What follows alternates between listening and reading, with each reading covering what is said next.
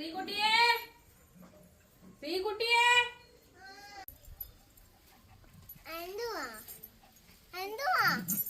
നീ എന്തോ എടുക്കുവാടി അവിടെ?